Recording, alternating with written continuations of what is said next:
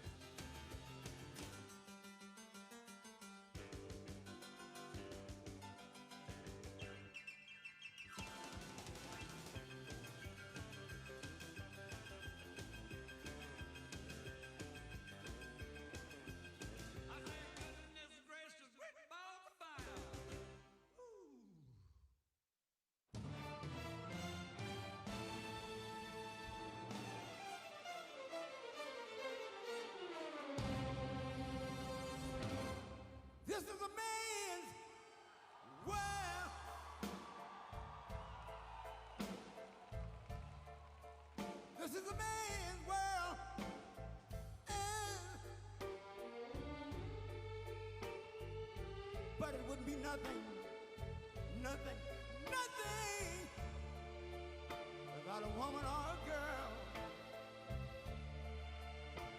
Mm-hmm. You see, man made the car to take us over the road. Man made the train, carry the heavy load.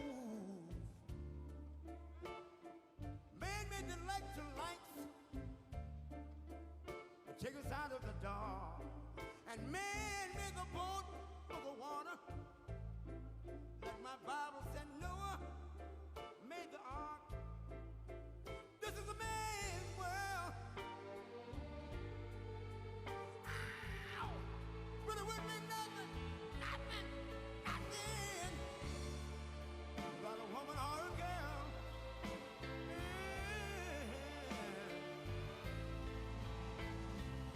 L'uomo rincorre il potere, ma lui non sa che il grande limite ad essere come si parla. Nel palmo stringe un'idea che non vive, che nella sua fantasia folle, se non si accorge che poi nulla più senza te, si vive solo per sé.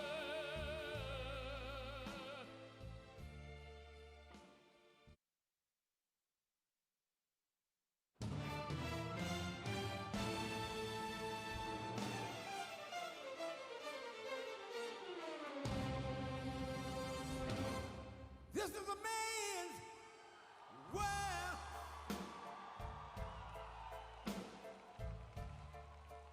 This is a man's world.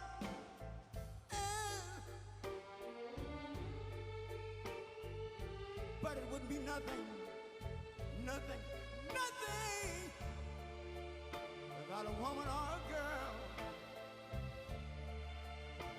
Mm-hmm. You see, man made the car to take us over the road. Man made the train, carry the heavy load. Man made the electrolytes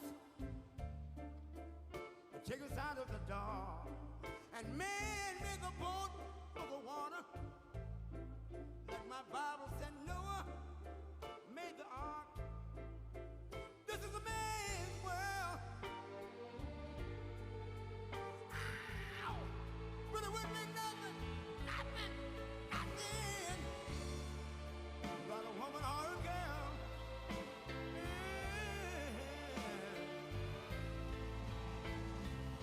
L'uomo rincorre il potere, ma lui non sa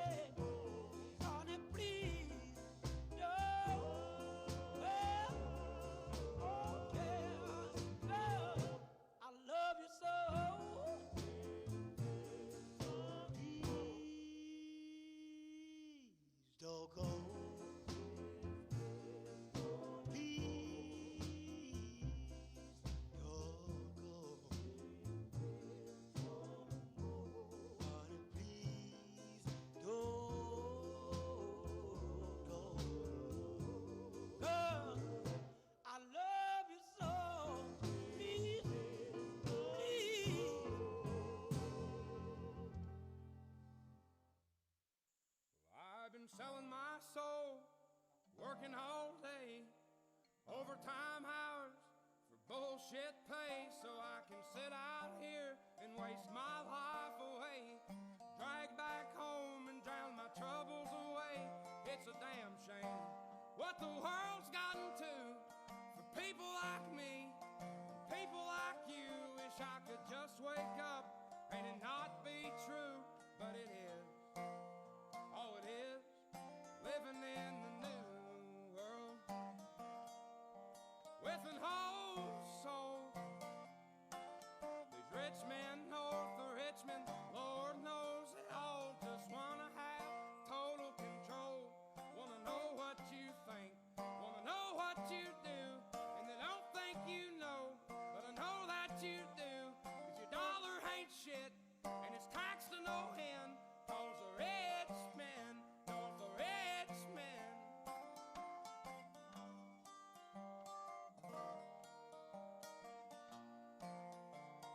I wish politicians would look out for miners, and not just miners on an island somewhere.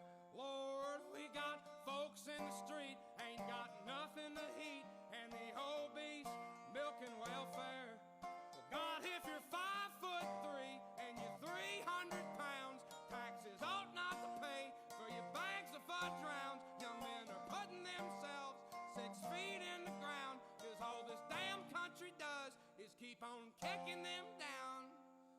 Lord, it's a damn shame what the world's gotten to for people like me, people like you. Wish I could just wake up and it not be true, but it is. Oh, it is living in the new world with an whole soul. These rich men north of Richmond, Lord knows they all just wanna have total control. Wanna know what you think, wanna know what you do, and they don't think you know, but I know that you do. 'Cause your dollar ain't shit, and it's taxed to no end. 'Cause the rich men, north the rich men.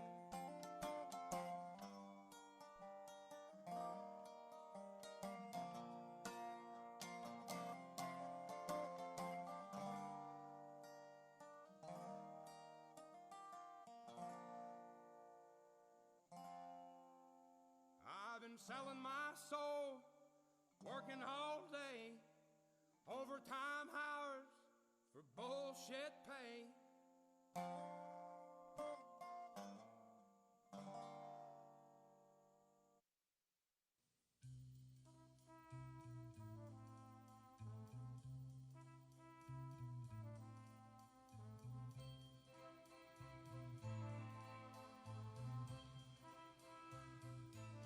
There must be lights burning brighter somewhere. Got to be birds flying higher in a sky more blue. If I can dream of a better land where all my brothers walk hand in hand, tell me why, oh why, oh why can't my dream come true? Oh why?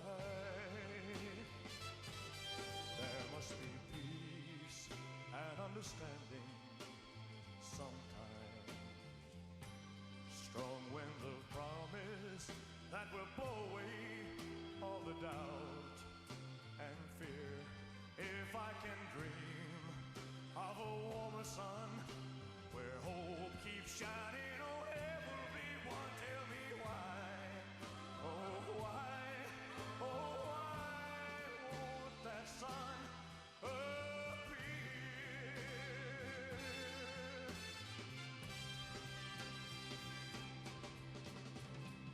We're lost in a cloud with too much rain. We're trapped in a world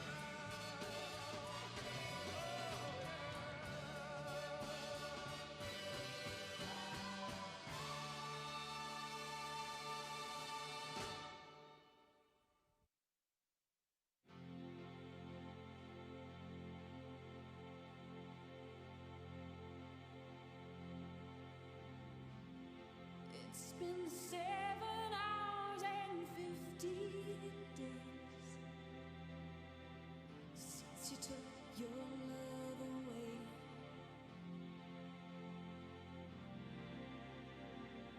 I go out every night and sleep all day since you took your love away.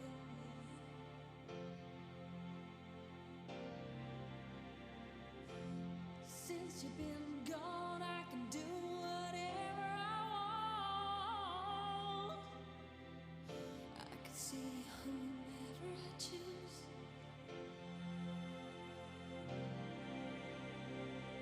I can eat my dinner in a fancy restaurant, but nothing, I said nothing can take away these blues, 'cause nothing compares to you.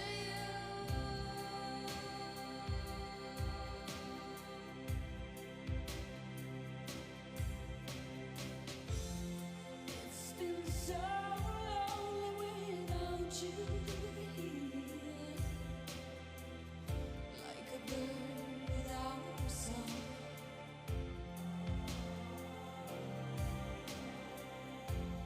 Nothing can stop these lonely tears from falling.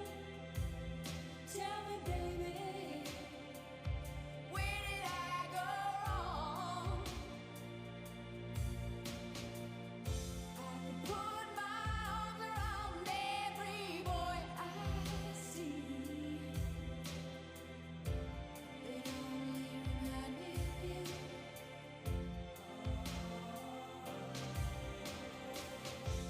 I went to the doctor and guess what he told me? What will we do with this moment? How will we be remembered? Look at the opportunities before us. This election really isn't about the left versus the right. It's about we the people choosing our government and the choice between freedom versus tyranny.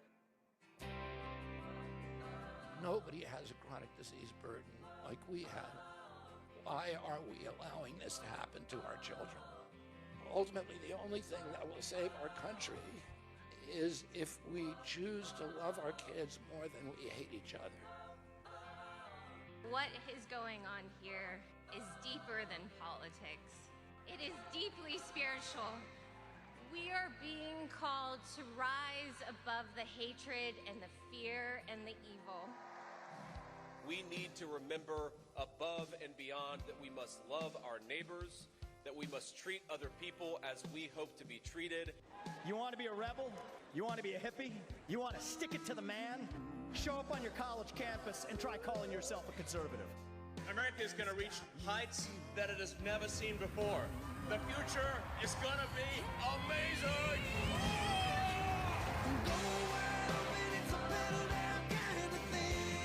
Don't you want healthy children?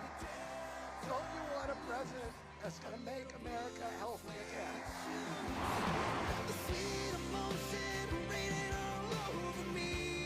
I come to you today as a former Democrat. I will be a first-time Trump voter tonight.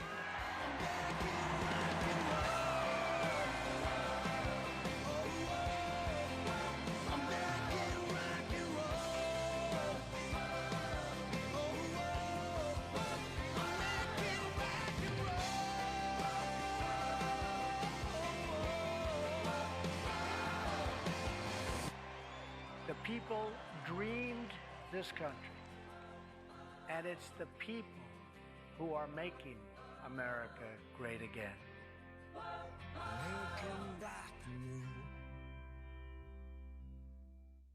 Ladies and gentlemen, please welcome the next president of the United States, President Donald J. Trump. And I'm proud to be an American, where at least I know I'm free. And I won't forget the men who died, who gave that right to me. And I gladly stand up next to you and defend her still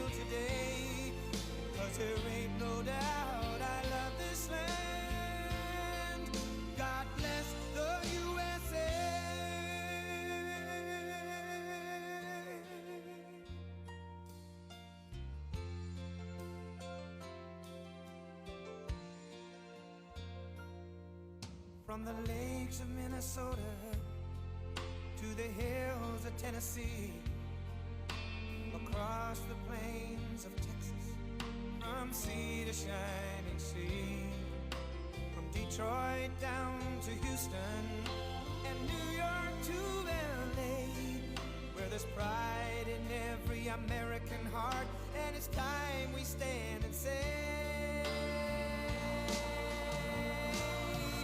that I'm proud to be an American, where at least I know I'm free, and I won't forget the men who died, who gave that right to me, and I gladly stand up next to you and defend her still today, 'cause there ain't no doubt I love this land.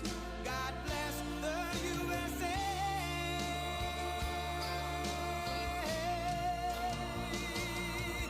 And I'm proud to be an American, where at least I know I'm free, and I won't forget the men who died, who gave that right to me, and I gladly stand up next to you and defend her still today, 'cause there ain't no doubt I love this land. God bless the USA.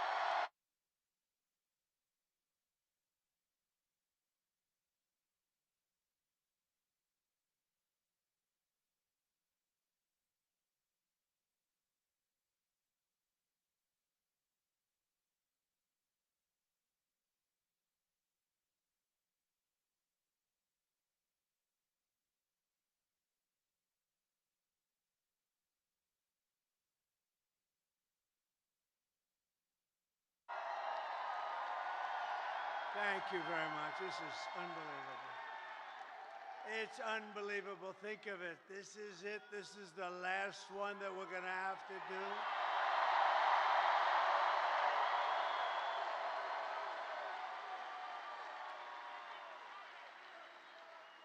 And doing 4 of these in one day is a little difficult, but not really, because the love in every one of them has been incredible, just like this. So it makes it a lot easier.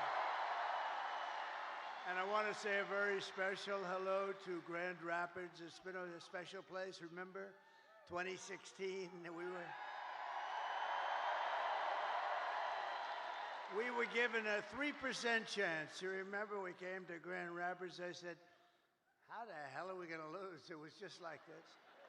And I said, how are we going to lose? We're not going to lose. And it was a 3% chance. And then we won a little place called Florida, and it went to about a 7% chance. And then it went to an 11%. And then it went to 17%, you remember? And went that way. And then it went to about a 62% chance. And they had somebody in there going totally crazy. The woman, she became a fan. She was going crazy. Not on our side, on the other side, she was going crazy. But we're in very good shape. I have to tell you, we're way up in terms of the vote. You know, the Republicans are never up like that.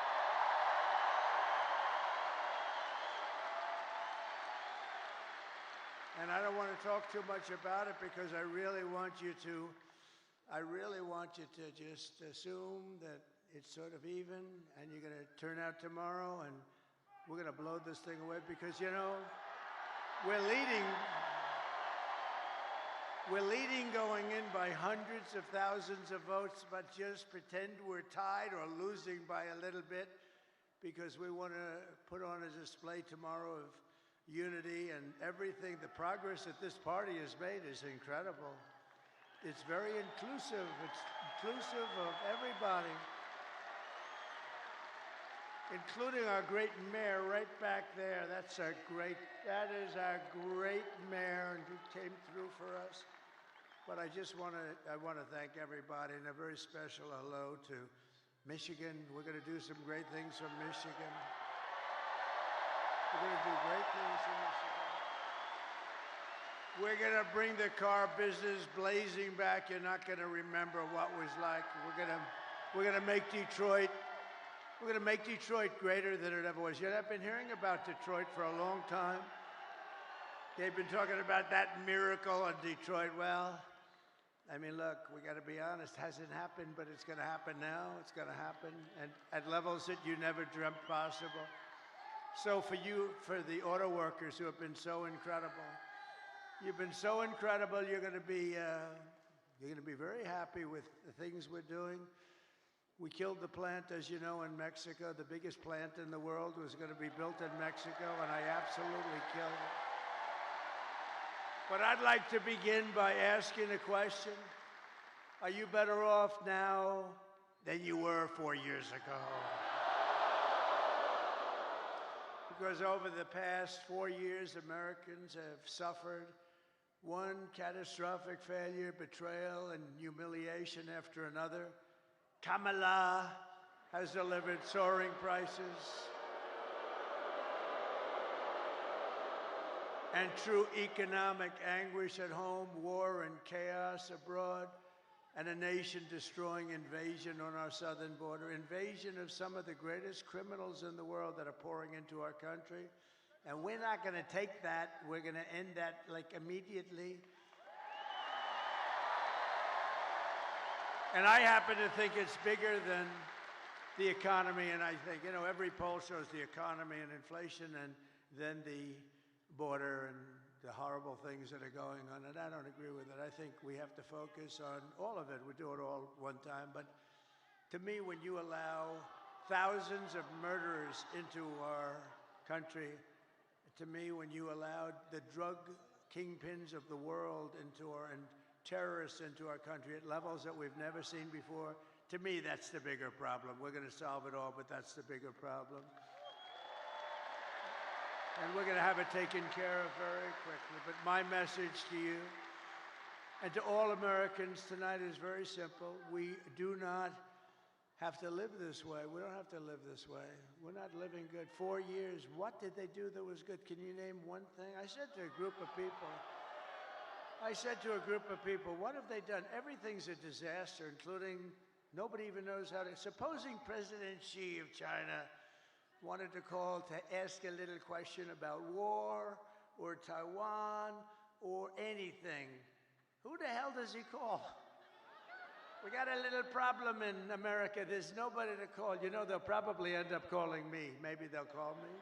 But, no. But who do you call? And remember, they ripped that presidency away from Joe Biden. Say what you want. We're not fans of Joe Biden. You know, I spent $150 million on him. We went through the convention. We never mentioned Kamala. Nobody knew who the hell she was. And all of a sudden, they picked Kamala, even though she was in last place. She came in number 13. They had 12 plus Kamala. She was considered the 13th. But then they wanted to be politically correct, so they picked Kamala. And they called her Harris. And nobody knew who Harris was. Like, Call Harris. Who's Harris? Isn't it weird? You know, it's a very nice name, but it's a strange name because nobody knows who she is as Harris, so we have to call her Kamala. But she was the least popular. She got no votes. She lost in the primaries to Joe Biden and everybody else. She was the first one out. She quit. The first one, 22 people. She left. She never made it to the great state of Iowa. Never made it. And now we're running against her. But she's been exposed, you know, she's been exposed. She's a radical left lunatic who destroyed San Francisco. But we don't have to settle for weakness and incompetence and decline and decay. That's a nice word, decay. That's what's happened. That's a nice word, decay. Can you imagine? And nobody will question it because it's true. With your vote tomorrow, we can fix every single problem our country faces and lead America, indeed the world, to new heights of glory. Think of that statement, how beautiful that is. New heights of glory, that's what's going to happen. When we win the election and we're really well, look, the ball's in our hand. All we have to do is get out the vote tomorrow. You get out the vote, they can't do anything about it, we win.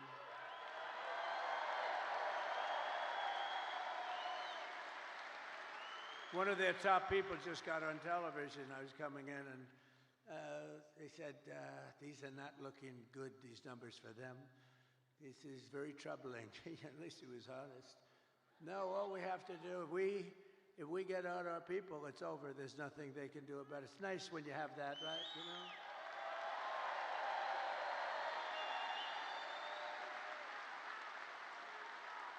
You know? In other words, to make you feel a little guilty, we would only have you to blame. But we put ourselves in an unusual position. Never happened where we're leading by hundreds of thousands of votes in the early stage vote. That's never happened before. We've always been losing by sometimes millions of votes, and you know, you keep catching them on Tuesday, but Tuesday comes along and you make it, or you don't quite make it, you're a little short, and then they cheat, and it makes it a little tougher. Because when you have open borders, transgender everything, high taxes, very high taxes. They're campaigning on the fact that they're going to raise everybody's taxes. And you have men playing in women's sports. You have to cheat. Who the hell is going to approve that stuff? Who's going to approve open borders with criminals pouring into our country by the millions? No, they have to cheat. They have to cheat, and they do it very well, actually. But I think we're in very good shape. We just have to show up, and you're going to have the biggest victory. You know what this will be? The single greatest victory, politically speaking, in the history of our country.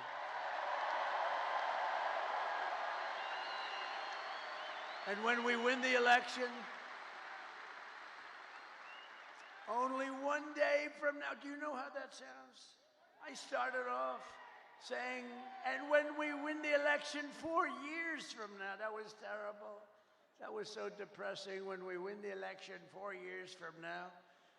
Then I said 3 years and 2 years and 1 year. Then I said 6 months, and I said, ooh, that's starting to get a little close. And then I said 5, 4, 3, 2, 1 month. And then about 3 weeks ago, when we win the election in 21 days, it just seemed very far away. And now I say when we win the election tomorrow. Can you believe it? Can you believe it? Wow.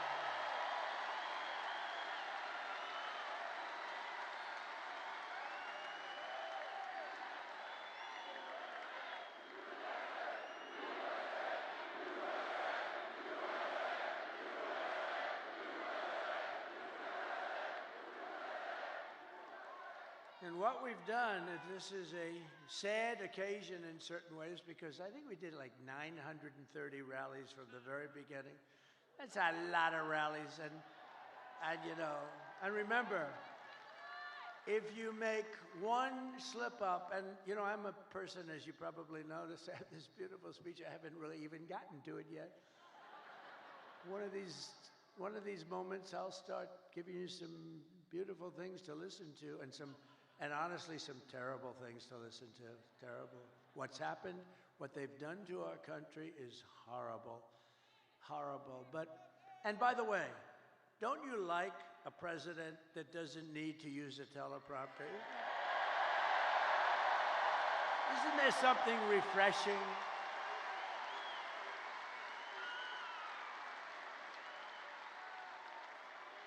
But I think I heard somebody say it's like 900, maybe a little more than 900 rallies. And, you know, rarely do they ever catch me making even a little mistake. I go through rally after rally, 10, 20, 30, and then I say the wrong.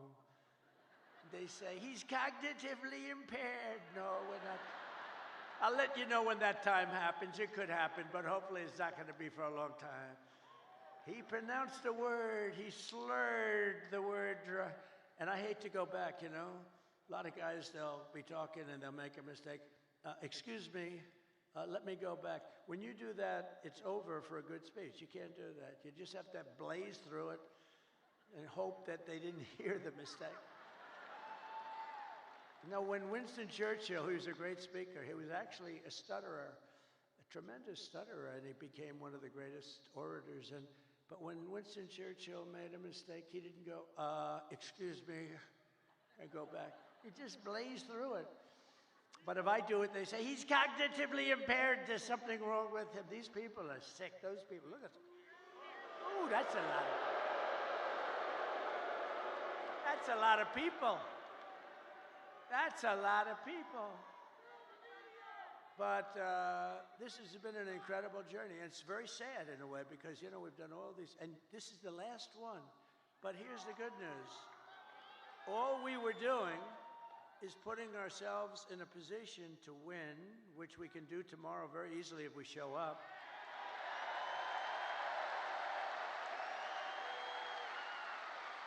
Just so you know, if we show up, they can't win. They can't. They mathematically can't win because they're so far behind. If you don't show up, I guess. But here's the one thing I will say. Show up anyway, but they have no enthusiasm. She had a rally today. She couldn't have had more than 100 people there. And I had all 4 stadiums were full, but she had a rally, and she was screaming, we're going to win, we're going to win. And they wouldn't follow her. They wouldn't say it. Did you see that clip? I'd like to put it up. The problem is I don't put up too many clips. I have the most beautiful clips. The problem is the press won't follow them. I had a friend a couple of weeks ago. We made these gorgeous clips, and actually gorgeous in one way, but horrible in another, showing the death of children and all the damage that they've caused with the open border. And all they have to do is take those cameras, look at all those cameras, and all they have to do is move them like an inch over and an inch up. I have oftentimes, well, not too many. I have oftentimes screens right behind me. All they have to do is just move it up 2 inches like this. And they don't do it because they're fake news. They don't want to show what's on the screen. So shallow. I'm having a modestly good hair day. Look at that, look.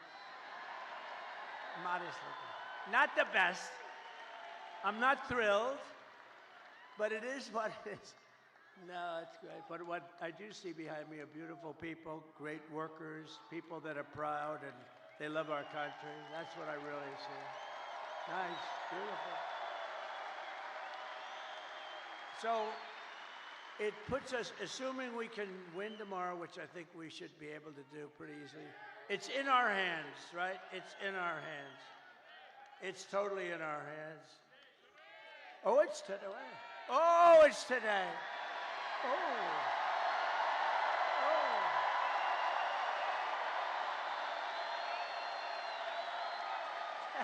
Thank you. That's today. Wow. Can you imagine a crowd like this at like 1 o'clock or some ridiculous time in the morning? On a Monday/Tuesday, right? Think of that. What a compliment. And it is true. She had nobody at these rallies. That's, you know, that's a poll. Look, Mr. Wall, look at Mr. Wall over there. This guy. It was always my ambition to buy a suit like that and wear it one time. Well, I came in a sanitation uniform last week, and that worked out pretty good. Because Joe Biden, in one of his crazy moments, said that we were all garbage. But they've shut him down. They took the election away. They walked in and they said, you're not running anymore. You're out. Can you believe? They stole the election from a president.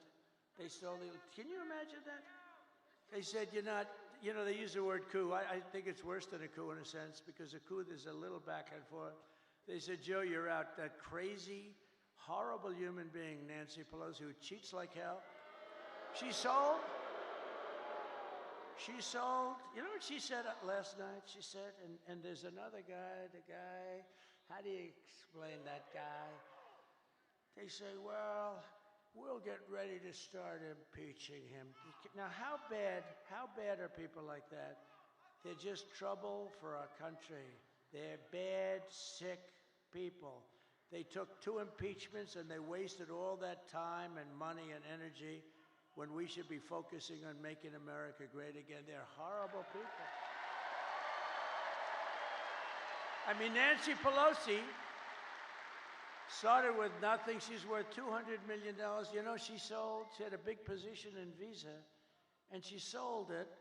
And the day after she sold it, the Justice Department announced that they were under this massive investigation. You're a stock guy, right? They're under a massive investigation. So I don't know what happened, but I don't imagine the stock went up. History would tell you the stock went down. Did it go down a lot? It went down a lot. So they have this big position. She sells her stock. Hours after she sells her stock, they announce that Visa's under massive investigation. The stock goes tumbling down. She's a crooked person. She's a bad person. Evil. She's an evil, sick, crazy. Oh, no.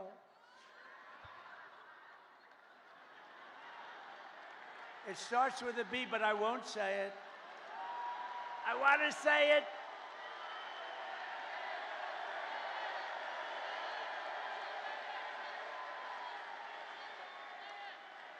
I want to say it, but Franklin Graham said, sir, I love your speaking ability and I love your storytelling, but honestly, it would be even better if you wouldn't use foul language. And I don't use much, you know, every once in a while.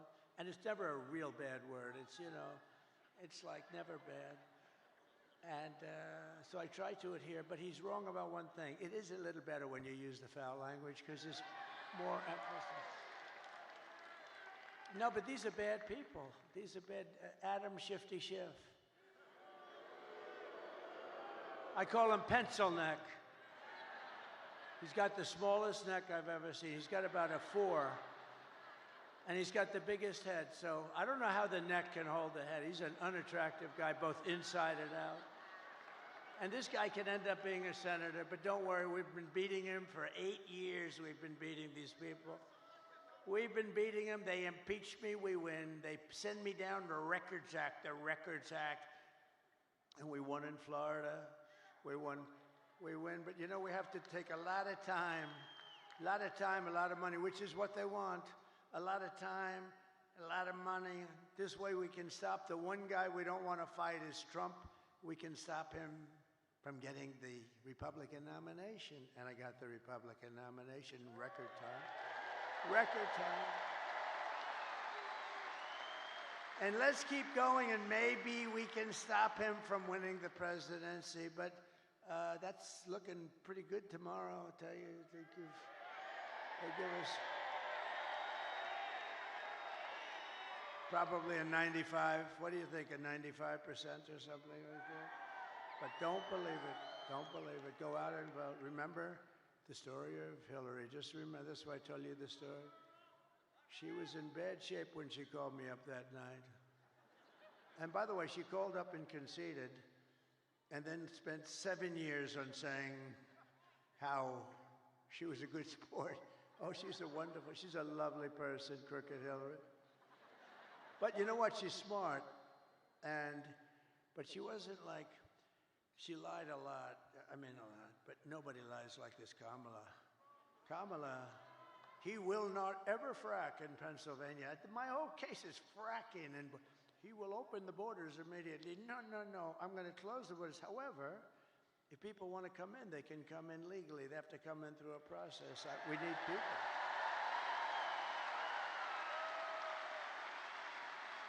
But Kamala is, I mean, this is known. She's a very low IQ person. And we don't need a low IQ individual. We've had that for 4 years. And our country's going down the drain. We're going to turn our country around. I will end inflation very quickly. You know how we're going to end it? By drilling and drilling and drill.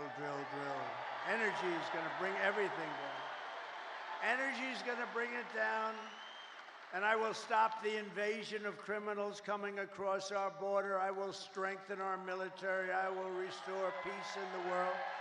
And I will rescue the American dream. We're going to have the American dream back soon. Together, we will begin the 4 greatest years in the history of our country, and we will launch the most extraordinary economic boom the world has ever seen.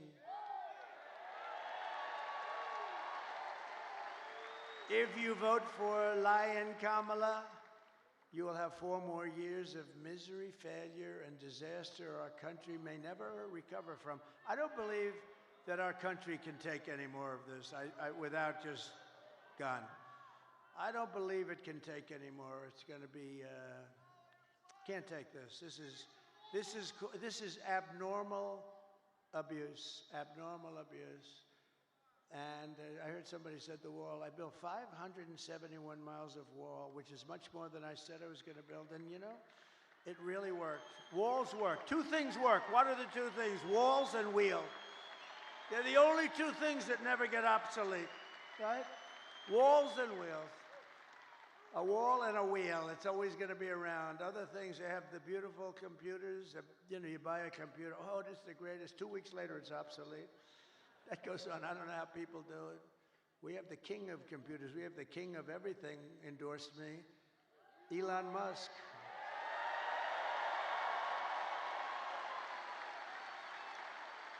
And he brought that rocket ship down 2 weeks ago. I never said 22 stories. It's like monster. You don't know, is it big or small? It's a monster. 22 stories. And you know that story. I've told it a couple of times. I love the story because I really, the best part is I'm talking to one of the most important guys in the world, and I say, wait a minute, could I just watch something? I see something on I have the television muted, right? I'm looking at this crazy racket. And I saw it leaving a little while before, and it was all beautiful white. Now it's absolutely burned to a crisp. You know, it goes 10,000 miles an hour. The heat is at levels that nobody can experience. So it's a little, you know, rough. It's a little rough on the paint job. And it's coming in, and I'm watching, and I'm holding this very important person, one of the most important people. But you know, when you were the president, and now it's very possible, like maybe 95%, that you're going to be the president again, they hold. No, they hold. So I say, do you mind holding for a minute? I have to see this. And I put the phone down. That guy was holding like for an hour and a half. He never got off the phone. I wish he would have hung up. I would have felt better. Because I picked up the phone later. I said, oh, wow. Hello? Hello? He goes, hello. Anyway, but it was so exciting. So I'm watching it. And this monstrous thing is going down, right? And it's coming down. It's, first of all, it's doing all sorts of flips up in the air. I would not want to be on that sucker. I don't care how good Elon is. I said, Elon, you wouldn't get me in that ship under any circumstances. But it's coming down, it's a little rough, and now all of a sudden it starts to slow down as it gets to the ground. Then it starts to move over. Then it gets a little bit out of control, it looks like. And the left part of the bottom is going to just rip that big gantry. That's this, you know, whatever the hell it is that holds it. And it's coming in. And I didn't know it was Elon's. I just assumed, he loves this stuff. He's in a class. But it's coming in and it's going to rip the gantry. I say, oh, this is bad. This is going to be bad. I close my eyes. All of a sudden, wow, you have this massive flame coming out of the left-hand side of the bottom. It was this big jet engine. It pushes it away, and it's coming down, and then it settles into a plate, and then those arms grab it like you grab your baby, just like you grab your little baby. And it hugged it and just put it down, and there it was. There it was.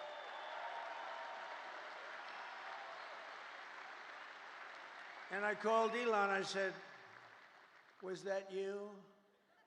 He said, yes. And he said, and by the way, he said this. And by the way, this is something I'd never said because I didn't even think of it before when I told this story. He said, and by the way, I'm heading up to Pennsylvania to campaign for you. That was 2 weeks ago. He's still there. Can you believe it? Because he considers the election more important than rockets, more important than anything. He helped us out a lot in North Carolina and parts of Georgia where they desperately needed the Starlink. I had no idea what Starlink. They called me up.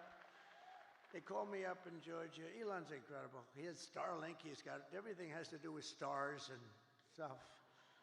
Very complex stuff. No, he's amazing. But, sir, I know that you know Elon Musk because I read your endorsement. He says the most important endorsement he'll ever make. It was such a nice thing, and he said he wants to help. And I didn't know he was going to help to this extent. He went up. He won the big case today, too. He won the case. Huh? Because I don't know, he did something that I don't know what he was doing, but he did something with lotteries, and he's in a different. He's amazing. I'm going to do lotteries and this and that and make your life fun, and he's having a good time. He usually is in a lab, and he's happy there. All of a sudden, he's escaped the lab, and now he's out, and the public adores him. He's a great guy. The public absolutely adores him. But the man from North Carolina, great guy. North Carolina was hit so hard with the water. The hurricane was essentially a massive pile of water. It was a big water hurricane, the biggest we've ever had. And they were so flooded. Areas that had never virtually seen water turned out to be lakes. They ripped houses, trees. Everything was ripped down by the power of the tides that were going back and forth. It was terrible. And this man said, if you could ask him for help with Starlink, we cannot get it. It's very hard to get. And I called Elon, and he got it immediately for them. He got it so much that he had it there immediately, so much that they couldn't even believe it. He said, this has saved a lot of lives. They had no communication in North Carolina, which, by the way, we're leading. In fact, somebody said, they picked up stakes. There's no more ads. There's no more anything. That's usually a good sign. That's usually a sign that they're not going to win. But one of the reasons they're not going to win is because FEMA did such a bad job. So FEMA, we had a great FEMA. We did good. But they spent most of their money, as you know, on illegal migrants coming in. They spent so much money that they didn't have the money to take care of the people from North Carolina. But we will be there on January 20th, because on January 20th, that's when you assume it. But they pulled up stakes. Historically, when you pull up stakes and stop advertising and leave, historically you're in pretty good shape in this state. Is that correct politically? Because I haven't done this as long as some of the as well and as long as, well, I think I've done it better, actually, because I ended up being president, so but some of our great politicians have done this for a lot longer than me. So let me ask you, all of these senators, when you pull up stakes and leave, historically, Doug Burgum was so incredible. He really is, isn't he? Is he a class act? His wife is much better. She blows him away, right? Catherine is much better. But, Doug, when you pull up stakes and you stop advertising, doesn't that generally mean that it's over, right? It's over. Doug is cautious. He doesn't want to. He thinks it's a trick question. No, it means it's over. And I think it's over in a lot of places. I think we're going to see some incredible stuff tomorrow. But it won't matter. It won't matter as long as you go out and vote. Nothing's going to matter because it's in our. You know the expression, the ball is in their hands. The ball is in our hands. They can't do a thing about it. And now you're going to go out there later today.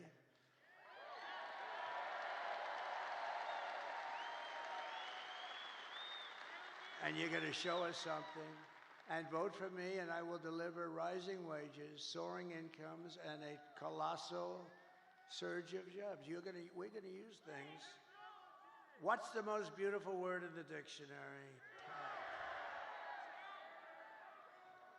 We're going to create wealth, opportunity for Americans of every race, religion, color, and creed. But I have to tell you one quick story, because I'm so proud. They're going to build this great big plant. They're building it. They're going to build it. China's going to build a plant, and it's going to destroy Michigan, destroy it, destroy Detroit. Everyone's going to move out. And I heard about it through a friend of mine that builds plants. That's what he does. He builds plants. He builds them better than anybody. John, let's just call him John. And he was sitting there, and I was at the Economic Club of Detroit a couple of weeks ago. But I told John a year ago, I want to see a plant. And he said, well, I'll have to take you to Mexico. I said, I don't want to see a plant. I want to see a plant here. I want a big one. He said, we don't really do too many big ones in the United States anymore. I said, what is that all about, Mexico? He said, well, China's building some of the biggest plants anywhere in the world. They're building them in Mexico. And I said, well, I'm not happy about that. I don't want to see the damn plant in Mexico. It wouldn't look right if I'm in Mexico looking at plants. Do we agree, sir? It wouldn't look right. And so he said, all right, look, I say, forget it. Then I thought about it, and I was making the speech in Detroit, and I said, a couple of weeks before, I said, if they want to build a plant in Mexico owned by China so that they can save all of the costs associated with bringing their cars and all of the things, I'm going to put 100% tariff on every single car coming out of that plant. And if that's not enough, I'll make it 200, 300, 500, 800. I don't give a damn what it is. And they're not going to have one car made in that plant that ever crosses that border, which is right next to them. Anyway, so I see John in the audience, and I gave them that notice a little before, and it was public. And I see him, and I send my people. I say, after I speak, make sure he comes to the back. I want to see him backstage. So I see John. I say, John, how's that big monster plant that's going to rip apart our country, but it's going to hurt South Carolina, Tennessee, and all the other places that do a lot of cars. It's going to hurt everybody. It's going to hurt the country. How is that plant doing? He said, sir, they've given it up because they think you're going to win, and they think you're going to tariff them, and they think they're going to lose their share. And sir, they've given up that plant. It's not going to be built anymore. So I saved Michigan, and I saved Detroit, and we're going to let them build that plant. But you know where we want them to build it? Right here we want them to build it. And then they won't have any tariffs to pay. They won't have any tariffs, and they're going to use you to operate that big sucker, and they can build as big as they want with no tariffs. I said, let them know we'd love to have their investment. They're going to build it right here in Detroit, or at a minimum, they're going to build it someplace in the United States, and they won't have any problems. So that's a certain. So I saved Detroit and Michigan a lot. That alone, and I did that without even being president. How about that? They said he's going to win. They told John, we think Trump is going to win, and he's not going to let us make anything, and he's going to do things that we don't know. This guy is crazy. Because, you know, I charged China hundreds of billions of dollars in taxes and tariffs. They paid us, not one other president. And, you know, we're going to get along great with China. We're going to get along good. I want to get along with them. President Xi was great until COVID came. Then I wasn't so thrilled with him. But we did a great job in that. You know, we went back. Nobody knew what the hell it was. We did a great job. We get credit on our military. No wars. We did no wars. I had no wars.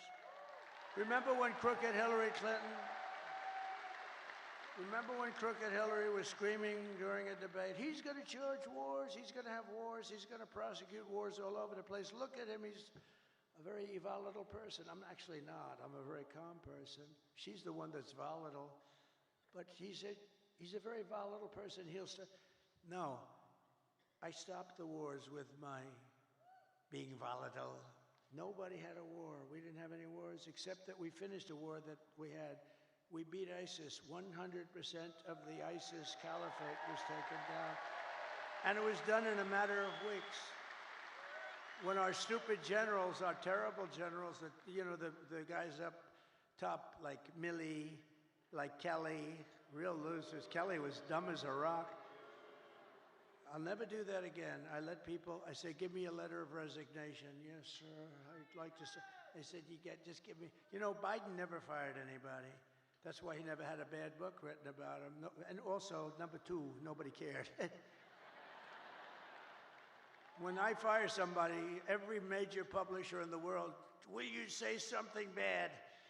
I had one person who was so complimentary, sir, you're the greatest president that ever lived, blah, blah, blah. Then she gets a show, but they only want to hire her if I have all these letters, there's never been a better president. She goes in the show, I didn't like him, he was terrible. What a terrible human being. These people are sick, but you know what? All we can do is keep winning. That's all. Win, win, win. But a vote for Trump means your groceries. Such a word I hear all the time because I do like to mix it up with people, more so than my consultants. I think the people are much smarter than my consultants. My consultants are good, but I get much better. Like people say groceries, right? I haven't used that. Such a sort of an old term. They say my groceries are so much more. I haven't, the term is just like an old term. And it's a beautiful, but they say about my groceries were so expensive, they'll be cheaper. Your paychecks will be higher. Your streets will be safer and cleaner. Your communities will be richer. And your future as an American will be much better than it ever has been when I get in. Because this will be the golden age of America. And that's what I'm calling it. I'm telling the press. I hope you put it in. Isn't that a beautiful phrase? The golden age. I like to brand things like I brand Pocahontas, and I do a lot of branding. I'm one of the greatest branders in the world.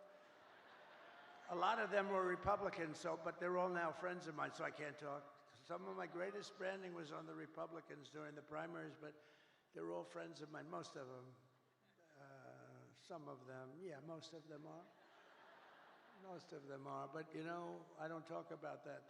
Once the battle is over, I take those words, I put them away permanently in some cases. On occasion, I'll bring them back out.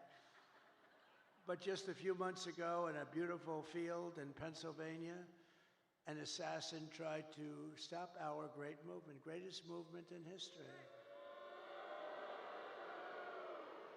But that brush with death did not stop us by any means. It only made us more determined to finish the job that we had only just started.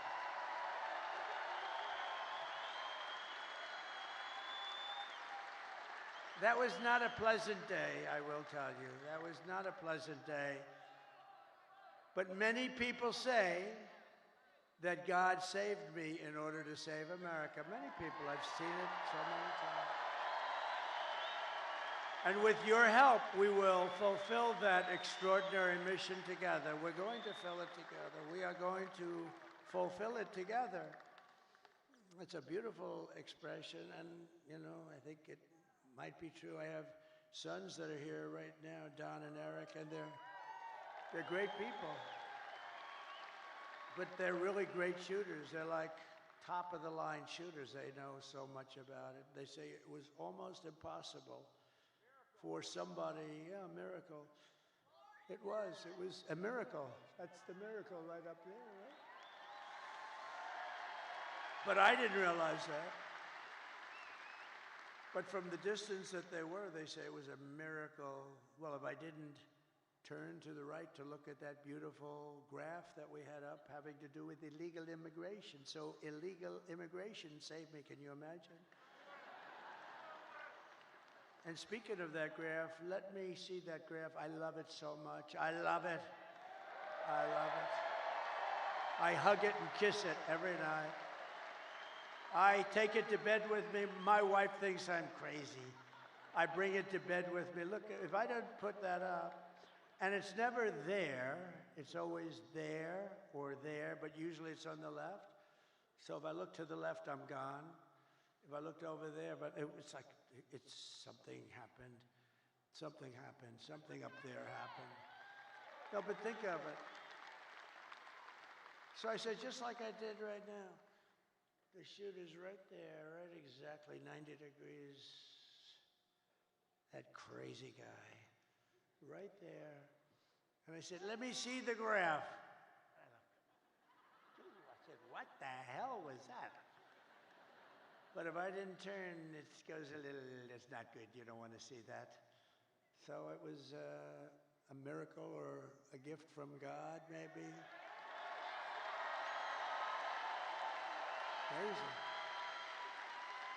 And when Don and Eric, who are really great shooters, they heard that, and then they heard the gun. They know exactly the gun. The AR-15. It's supposed to be very accurate and all that stuff. And this guy wasn't, he was at the range all the time shooting. He was supposed to be a good shooter. They said a bad shooter would hit it almost every time, a bad shooter. Don said it's the equivalent of sinking a 1-foot putt. That he put it in golf terms. I said, that's not good.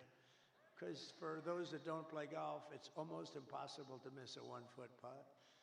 And so it's amazing. So they were shaken up. They couldn't believe it. They actually said God did that because they didn't believe that they could. Now, it wasn't a miss. I mean, it wasn't, you ripped the hell out of it, but I consider that a miss. It ripped it up pretty good, and it was a very bloody mess. And the doctor, who was great in Butler, he said, sir, I want you to go with me to buy a lottery ticket because I've seen this. I've been doing this for 35 years, sir, and I've never seen anything like it. I've never seen anyone come out of it with that gun from that range. I said, he said, I want to buy a lottery ticket with you tonight. And I said, well, doctor, let's not do that. Let's see if we can get this sucker stop bleeding. But he told me the ear is the bloodiest part. You get hit in the ear, something to do with cartilage. So they thought I was hit all over. I said, I wasn't hit all over because I was down. And I wasn't hit all over. I said, I was hit in the ear. Now get me up. Get me up. They said, sir. And they're touching all over this place because it was so bloody. They said, sir, you've been hitting other... I said, I'm telling you. You know, it's funny, when I was...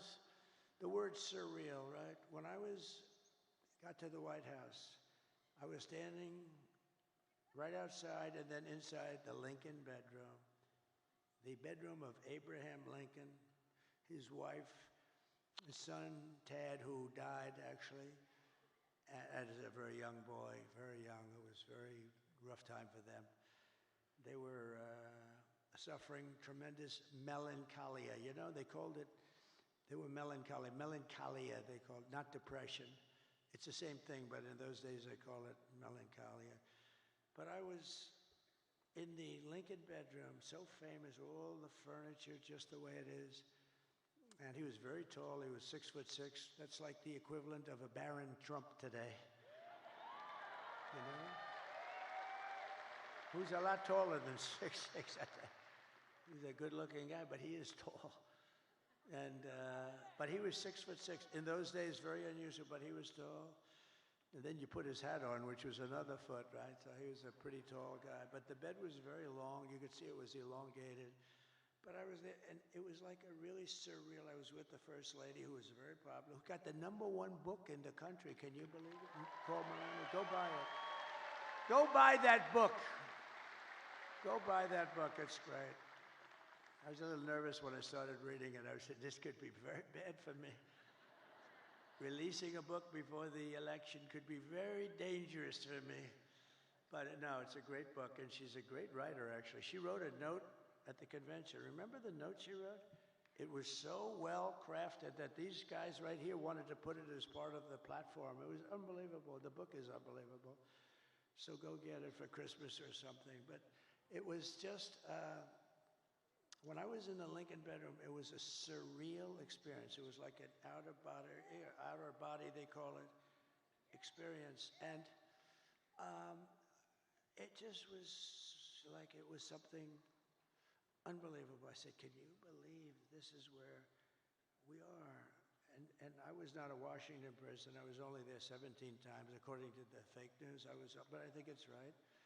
I was only there 17 times in my entire life. I wasn't, and I was a New York guy, which, you know, now I'm very much a Washington guy. I know the good ones, the bad ones, people. I know the dumb ones, the smart ones. I know a lot about the people. I didn't know anything about the people. I had to rely, and we did great. We had mostly great, the trade people, the war people. We had a lot of great people. But when I was on the ground, there was no surreal experience. I knew I was shot in the ear. And I was telling Secret Service, and let me tell you, they were damn brave. I went down fast because, I looked, there was blood all over my hand. I said, this is not the normal situation. It's either the largest mosquito in history or I got hit by a bullet. And I followed my hand down, and I think people were also shouting, get down, I think it was. But I went down, and I'm telling you, I had, I guess, 7 Secret Service agents follow me. They were very brave. I'm telling you, those bullets were flying over our head. And, you can't forget that. Can't forget that. Those bullets, and I heard those bullets going. I said to somebody, how fast were they going? They gave me some mathematical number. I said, no, I want to know in miles per hour. And I think it was 3,200 miles per hour. You know, think of that. You know, a car, you're going fast at 70 or 80. These are 3,000 something. And those suckers were going over my head. There were 8 of them total. It was a total of 8 shots fired. And then it was a shot by a Secret Service sniper. Amazing, 1 bullet he used. But I think we also had help from one of the police snipers. He hit the stock of the gun or something, and we appreciate that very much. But it was amazing. But when I was down there, I was totally aware. I said, no, get me up, because I was speaking in front of a massive, you couldn't even see the end of it. Now, when we had the celebration honoring Corey, the firefighter, great guy, when we had that celebration, we had 101,000 people. And that's when I really got to see that's where I really got to see the real Musk, because I invited him up, and he's always like in a lab, and it's almost like he was released. And I said, you have to come up here, Elon, just come up. And he looked out, and he was so happy. I think he loves people. And he started doing jumping jacks and stuff behind me, right? He was so happy. I think he's going to run for office against me. I'm very concerned. No, he's great. It was great. But he was so happy, and it was a great celebration. But when I was down, there was no feeling like I had in the White House. I mean, I totally was aware of everything. But had I not made that turn, I wouldn't be with you tonight, and that would have been bad. And I hope that's right. I hope that's right. I hope that God did put me here to really save this country. Because this country's in big, big trouble. This country's in big trouble. I hope so. To every person and every citizen across this land, I am asking for the honor of your vote. I don't want your money. Most people want your money. I don't want any money. All I want you to do is go out today. Sounds a little strange. Go out today. Meaning go out in a few hours, okay? This guy's complicated because it sounds so much better when you say tomorrow when it's night, but that's okay. I want to be exactly accurate for them. But go out today and vote. And I guess 7 o'clock or whatever time it is, doesn't matter. And we're going to have the greatest victory in the history of our country. And as your president, I will fight for you every single day with every breath in my body.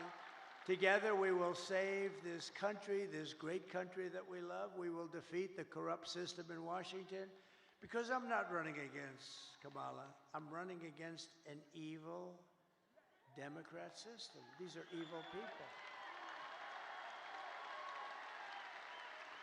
I wasn't running against Biden either. He was stuck in a basement. I didn't even run against him. I mean, no, we're running against a very evil system, and we have to defeat that system. And America's future will be an absolutely incredible one. As we stand on the brink of rescuing our country, I want to take a moment to thank the millions of hardworking men and women who are the heart and soul of this, the greatest movement of all time.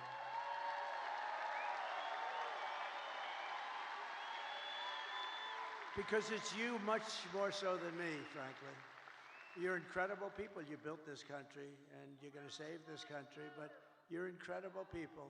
You're really incredible people. And as I said in the very beginning, this isn't my campaign. This is your campaign. This is a great campaign that's now it's 9 years, and we've been fighting side by side every step of the way. We've been together. That's why it's not even hard. People say to me, like very successful people, how do you stand up and talk in front of these people? And it's sort of easy because they're love. It's love in these rooms. I just left Pittsburgh, Pennsylvania, fly up here, and the love was the same. It's such love, and it's not hard to do. It's, you know, it's much harder to do when you have people screaming at you. But there's love in this room. I think there's love in the whole country. I think it's a much bigger movement than we even understand. I think we're going to end up getting numbers that are far greater than we would expect. But you've given your time, your money, and your whole heart for this cause, and your support means more than anything you can even understand. It's amazing. I love you all. You're very special. This is my last rally. Can you believe it? The rallies, these big, beautiful rallies, there's never been anything like it.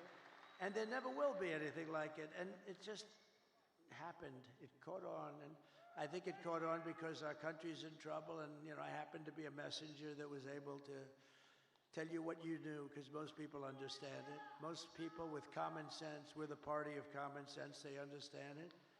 But this is all you need to know. I mean, Joe and Kamala broke it, and I will fix it. I'll fix it fast. And America will be bigger and better and bolder and richer and safer and stronger than ever before. It's going to be all of those things. The presidency requires strength, courage, and grit. And in a little while, you have to stand up and tell Kamala that you've had enough. You can't take it anymore. You're destroying our country. You were a terrible vice president. You destroyed San Francisco. She destroyed San Francisco. And she worked, when she was Attorney General of California, she worked along with a lot of her friends out there, like Gavin Newsom, the governor, one of the worst governors in history, and destroyed the state. I mean, more people moved out than moved in last year, first time ever. That's never happened before. You're going to say, Kamala, you're horrible at your job. You don't know what you're doing. You're a low IQ individual. We want smart people. We want cunning people. We're dealing with the smartest people in the world. We don't want you negotiating nuclear deals because you don't know what the word nuclear means. Kamala, you're fired. Get the hell out of here.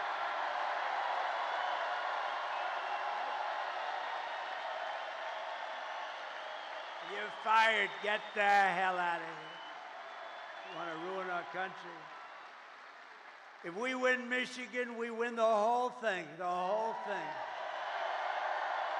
Over the past 4 years, Kamala has orchestrated the most egregious betrayal that any leader in American history has ever inflicted on our people.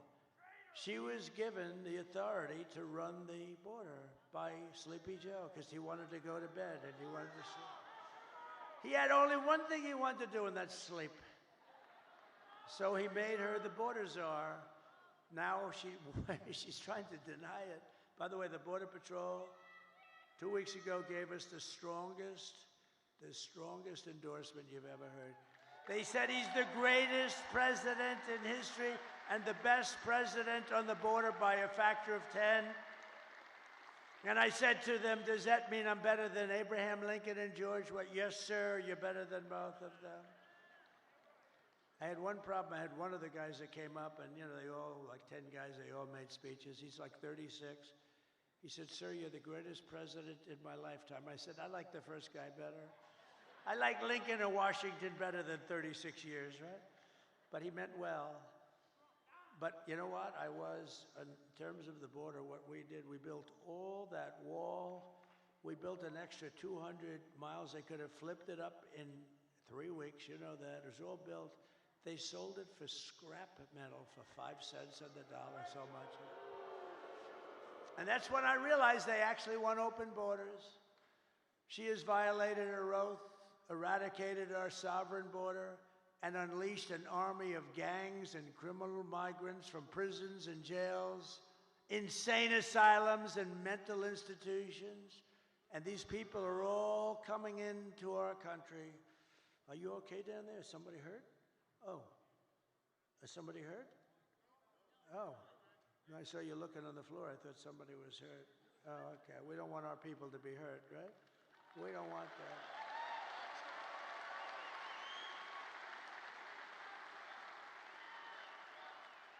But all around the world, they come from Venezuela, they come from the Congo in Africa, not just from South America, they come from all over the world, and they're stealing countless American lives. They're killing a lot of our people, a lot, far more than anybody thought even possible. The day I take the oath of office, the migrant invasion ends and the restoration of our country begins. It begins immediately. The United States is now an occupied country. Who would have believed somebody that's running for president and perhaps will be president in less than 24 hours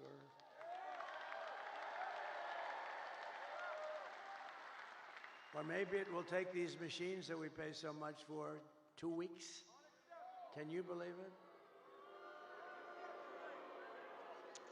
You know, if you used very highly sophisticated watermark papers, it's more sophisticated than the machines. Paper, highly sophisticated. Okay, if you used paper, and if you used voter ID, and if you had 1 day, and you, in addition to voter ID, you have a proof of the fact that you're a citizen of our country, which would be nice, you would have the results tabulated like in France. They had 37 million people. The results were tabulated at 9:30 in the evening. They had a winner, they had a loser, and they went home. And here's the other thing. I know nobody's very cost conscious anymore. 8% would be the cost compared to the cost of these very highly complex machines. And Elon Musk told me, he probably knows more about computers than any man in the world. He said that machines don't work because they're easily violated. Now, this is the smartest guy in the world, the guy that runs rockets with computers, and saying the computers are far more important than the engines. I mean, nobody knows anything like this. But if you used paper, it's 8% the cost of the other. It's more accurate. And you don't have 12-day waits. And then what the hell's happening in the inside of those machines if you wait? We want the answer tomorrow, tonight.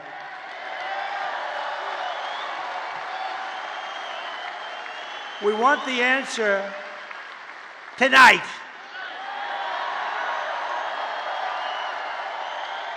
They spend all this money.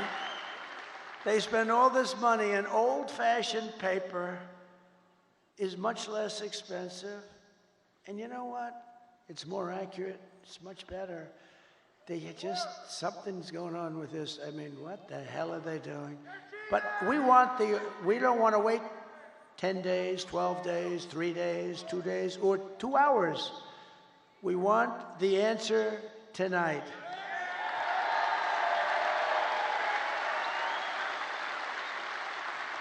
So we live in an occupied country, and I will tell you, we will be an occupied country no longer. This will take these young guys, these have military type equipment, highest grade, highest level, supreme military equipment. Where the hell did they get this stuff? They've taken over large parts of Colorado. They've taken over parts of numerous states, and a lot of people don't want to talk about it because they think it's going to destroy their city or town. They're all over the place. And when they're not, those people running those towns, when they're not, they're petrified. They don't want them coming in. In one town in Ohio, as you know, they have a beautiful town of, think of this, 50,000 people, and they dumped 30,000 migrants into the town. So you have 50,000, now you have 30,000 migrants. Springfield, Ohio. It's a beautiful place, gorgeous place. And now if you want to go to the hospital, you can't. If you want to get a checkup, you can't. If you want to find a doctor, you can't. If you want to get your kid into school, you can't. It's a whole different world. We can't allow this to happen. They're destroying our country. November 5th, 2024 will be Liberation Day in America. On day one, I will launch the largest deportation program of criminals in American history. I will rescue every city and town that has been invaded and conquered. Can you believe I'm running for this great office and I'm talking about rescuing cities and towns that have been invaded and conquered? Can you imagine 10 years ago? Can you imagine 10 years ago using language like that? Or saying, we will not allow men to play in women's sport. You know, if you go back just 10 years and you move yourself forward and you heard a politician saying, we will not allow men to play in women's sports, they'll think, is this guy crazy? Of course they're not going to pay. To expedite removals of Tren de Aragua and other savage gangs like MS-13. Tren de is from Venezuela prison system, and they are rough. I will invoke the Alien Enemies Act of 1798 to target and dismantle every migrant criminal network operating on American soil. And if they come back into our country, it's an automatic 10 years in jail with no possibility of parole, because we don't want them back. And I'm hereby calling for the death penalty for any migrant that kills an American citizen or a law enforcement officer. And I will ban all sanctuary cities in the United States of America. They're sanctuary for criminals. 4 years of Kamala have delivered nothing but economic hell for American workers. The workers are getting destroyed. Her inflation disaster has made life unaffordable and cost families over $30,000 in higher prices. Think of that. Who can afford that? Just days ago, we had the worst jobs report in modern history. I never wanted to be Herbert Hoover, and I'm glad these numbers are coming out now. I'll fix it, but boy, it's getting bad. 12,000 jobs were announced. Now, usually you hear 200, 250, you hear it for years and years. 12,000 jobs. And then they became frauds. It was a fraud on the country because they made up numbers. 30,000 private sector jobs were killed in a single month, and nearly 100,000 manufacturing jobs have been wiped out since just the start of the year. You don't hear these numbers from the fake news. 150,000 Americans joined the unemployment rolls in October. 150,000. These are depression-type numbers. And nearly 250,000 people dropped out of the labor force. Just think, A few months ago, they fraudulently claimed 818,000 jobs were created, when in fact there were none. They said 818,000 jobs were created in our country, which kept us, and what that did is it kept us like okay. It wasn't great, but it was like not record-shattering or anything, but it was a lie. And they thought they'd be able to get away with it until after the election, and then announce after the election that they made a mistake. These are bad people. Fortunately, there was a whistleblower who I think should be entitled to an award. Could you imagine if it were me and we lost the election, and then a few days later they say that the job numbers are being revised by almost 1 million people? And now they've just revised it again. On top of the 818,000, 112,000 fake jobs were just announced. So you add that up and it's almost 1 million fraudulent jobs were announced. And nothing happens. These guys don't report about it. If I was talking about 2 jobs, it would be like front page on every newspaper. They cheated, and it's fraud. You know, when they make mistakes, they make them for 2,000, 3,000. There was never 818,000 jobs right before the election were announced, and they turned out to be a fraud. And they were going to announce the revision after the election was over. What the hell kind of an election would that have been? So I want to thank this whistleblower. Meanwhile, 100% of the net jobs created in the last year have gone to migrants. Think of that, 100%. 100% of the jobs that were created went to migrants, not to people. And I'll tell you what, your black population is being devastated by these people. They're taking all the black population jobs away, and they should announce those numbers before the election also, because frankly, what's happening there, you're going to see some bad things happen. They're taking their jobs, and the Hispanic population's going to be next. You watch. It's horrible. But if I win, it's going to be not so horrible because we'll fix it. These are depression-type numbers, and that's where we're heading if she's elected. And if she's elected, we're talking about a 1929-style depression. Under my leadership, we are quickly going to turn this economic nightmare into an economic miracle. We're going to make it a miracle. We will make America wealthy again, and we will make America affordable again. And we're just one day, meaning a half a day, sir, away from the best jobs, the biggest paychecks, and the brightest economic future the world has ever seen. But you must vote. Gotta vote. You gotta vote.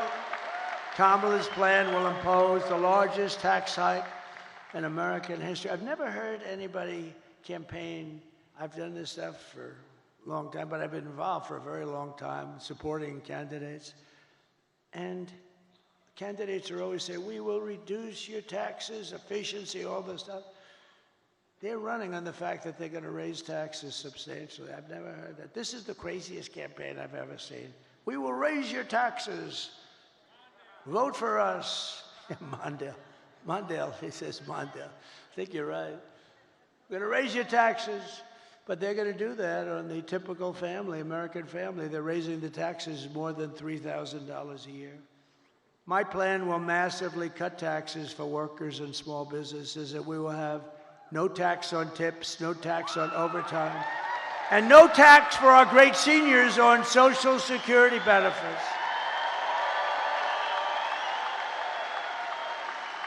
To rapidly reduce inflation, I will end Kamala's war on American energy, and we will drill, baby, drill. We're going to drill, baby, drill. And I will cut your energy prices in half within 12 months, okay? When that happens, everything's coming down. The donuts are going to come down. The food is going to come down. As we say, the groceries. I just told the story in Pittsburgh. A woman, elderly, goes to a supermarket and takes 3 apples and brings the apples to the counter, and then she realizes that the price went up yet again, and she doesn't have the money for them.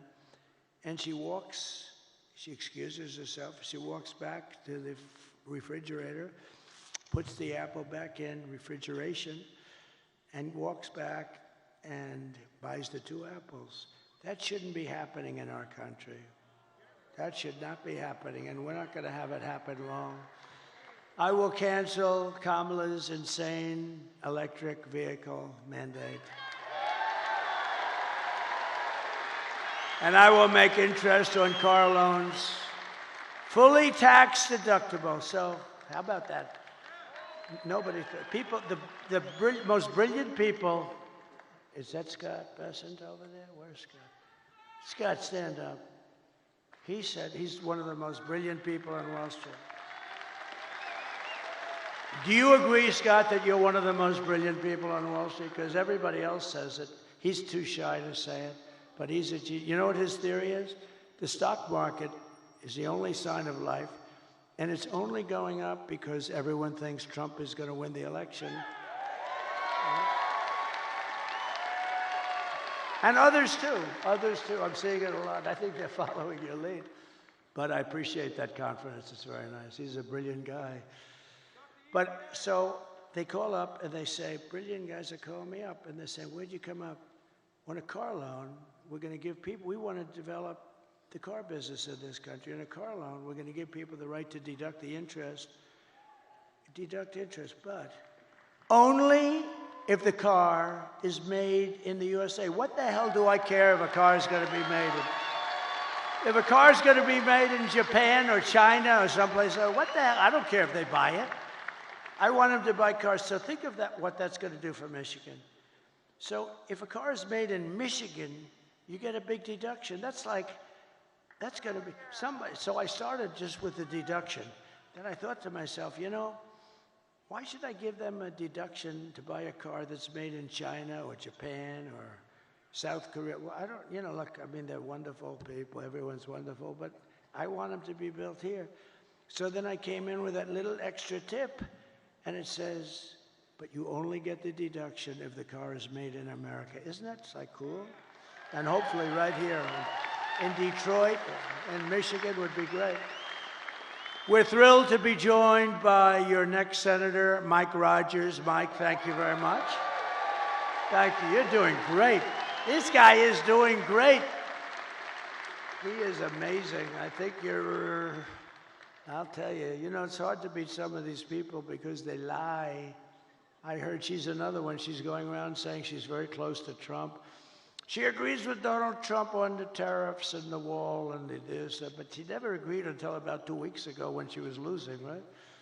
No, she's doing, but I have about 6 of them. They're doing that. They're doing that against Bernie Moreno. They got a guy running against him, Sherrod Brown. I love President Trump very much. He's great. We're leading. I'm leading, how, by like almost 20 points or something. So all of a sudden they love me. They all love me. And the day after the election, he'll be calling for my impeachment. Let's impeach him. These people are sick. But we have great members, and Mike is really a talented guy, respected all over Washington. He was very successful. And I hope he can represent you because he's going to be one of the stalwarts. He'll be a leader. Thank you very much. And also members of Congress, John Joyce, Bill Heisinger, Tim Walberg, John Molinaire. I saw you guys. Very good speech you guys made. Boy, you really were rocking them, huh? You guys, very different styles, but tremendous talents and really good. Thank you very much. You really are tremendous. You have a great bunch here. I don't say that with all states. Some states I'm not so thrilled, but that's okay. And governors, Sarah Huckabee Sanders. Where's Sarah? She's so great. She is so great, right? Proud of her. I saw her father the other day. I served on a panel with him. And I said, Mike, I think you're great. He endorsed me when I was running. She gave me a 4-page endorsement. And I think the endorsement was put out before I finished my speech. And I said, you're great. He said, well, I appreciate that, but my daughter is far greater. How about that? Is that nice? My daughter is greater, he said. And he's not a man without an ego, I will tell you, right, Sarah? But he said, my daughter is greater. That's beautiful. That's a beautiful thing that he said. He's an incredible guy. And Doug Burgum, who's become one of the real stars of the party. And Catherine, stand up. I first noticed Doug by looking at Catherine. She was riding a horse in an ad. I said, who the hell is that? But I don't look anymore. No, beauty doesn't mean a damn thing to me anymore. It doesn't mean anything, but I did notice there was a woman, and to the left there was a man riding, but I didn't notice him so much. But it was this couple, and you know the ad I'm talking about. It was beautiful. It's like the most beautiful. He looked like the Marlboro Man. Whatever happened to him? But what a combination. And he's become one of the most successful governors. What he's done with the fracking and with the oil and gas and everything, he's become something special. He's done a great job. Thank you both very much for being here. Appreciate it. And former Congresswoman and Democrat candidate for president who did very well. I watched her for a long time. She's a woman of incredible intelligence, but maybe more than anything else, unbelievable common sense and very, very special. She just joined the Republican Party, by the way. She was an independent for years. Tulsi Gabbard. Tulsi, thank you.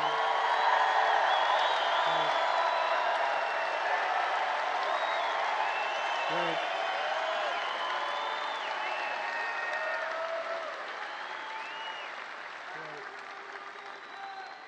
And a man who's very special with a great talent. He was the ambassador to Germany. And I'll never forget when I took him out, the happiest person in the world was Angela Merkel. When Rick Grinnell was taken out, this was the best day in Angela's life. He was not your typical ambassador. He was somebody who would say, this is no good, what's happening? And actually, it was a love-hate. They really loved him, but they said he's a smart one. He was wise to what they were doing. Rick Grinnell, where's Rick? Thank you. Thank you, Rick. And a woman who ran a very good race. It was a hard race because, you know, she believes in things and she believes in them very strongly. And I say you always have to stick with your beliefs. It's very tough. I told her it's very tough.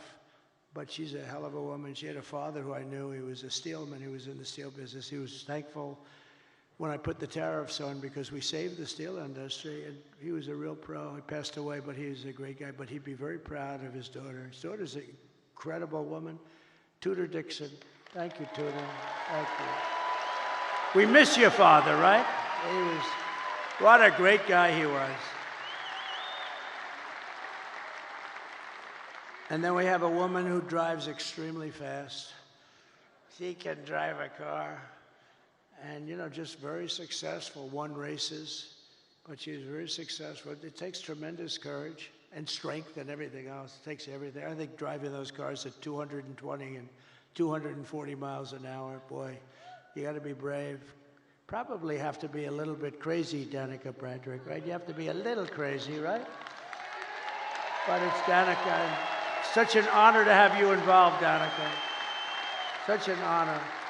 She's so smart. We were talking about, I just can't believe it how I was asking her questions on the plane over about, how do you do it? How do you do it? Because, you know, they had me in one of these cars that start the race, and I'm sitting in the car, and we're going like 60 miles less than what you travel at. And I'm saying to the driver, you okay? He was okay. But it's an honor to have you involved. You're really special, a really incredible athlete. She's an incredible athlete. And another person that was very honest and very talented and doing an incredible job, but she was extremely honest. And sometimes you can be honest and it doesn't work out, but it's actually worked out really well because she's doing phenomenally well, better than before. Sage Steele, thank you very much, sir.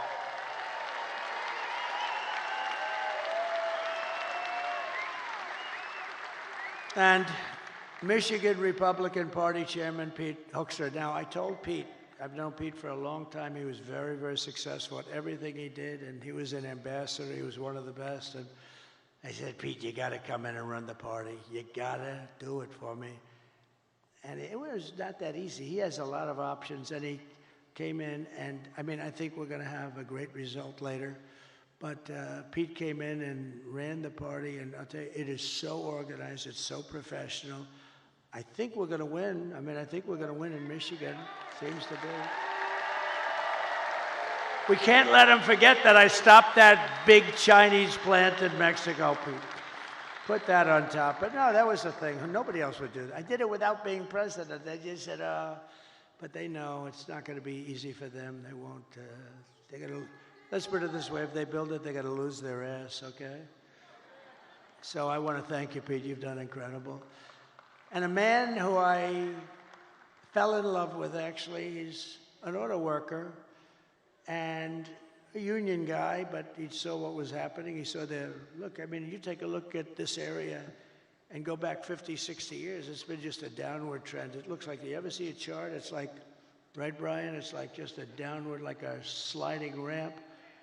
Brian Pannebecker from the Auto Workers for Trump. Brian, come up here for a second. Come here. Come here. I got to see. I love this guy. I always wanted arms like him. He's got the biggest, meanest arms. They look like what grabs that rocket. He could grab the rocket. Tell them a little bit about what you see going on, and I tell you, he's just an incredible guy. Thank you, Brian. Thank you, Mr. President. It's an honor to be here at your very last campaign rally. I gotta give a shout out to Scott Hagerstrom right out here. He brought me to Novi when you were holding a rally there in September of 2016. You were a candidate before you were president, and I got backstage and got to meet you, and I told you the little song about Macomb County, home of the Reagan Democrats. I said, Mr. Trump, if you come to Macomb County and ask for the Reagan Democrats' support, which is basically the UAW members, and I got a few of them here with me tonight. I said, if you come to Macomb County and ask for the Reagan Democrats' support and you get it, you might win Macomb County big enough to carry the whole state of Michigan. I said, Mr. Trump, if you win Michigan, we both know what that means. You win the White House. And that's exactly what happened. So we're going to do it again this year. The UAW represented auto workers are going to vote 65% or more for Donald Trump for president, and we're going to carry Michigan again. Thank you, brother. I love you. We all love you. Thank you, Brian. Great guy. Great guy. And you're a great guy. I appreciate that support. I appreciate that support. Thank you very much. It's terrific. You gave us a beauty there, didn't you, huh? He's a worker. Michigan Senate Republican leader, Eric Nesbitt. Eric, thank you very much. Great job. You're doing beautifully. And Michigan House Republican leader, Matt Hall. Tremendous guy. The great Steve Witkoff, great businessman, the most generous person I know. He gives a lot of money. Every time there's a hurricane, he wants to give money, and he's just great. And Howard Lutnick, he's working along with my children and Linda McMahon, who's fantastic, and they're working on transition. But I said, don't worry about transition. Let's win this thing first. Okay, we'll work on transition. But he's one of the most respected people on Wall Street. Rebuilt his firm after it was taken out of the World Trade Center by that horror show act. Long ago now, but it's still very emblazoned in all of our minds. But so Howard, thank you very much. Howard Lutnick, thank you very much. And my great children, should I have them come up real fast? Okay. Don, Eric, Tiffany, Laura, Michael, come on up here.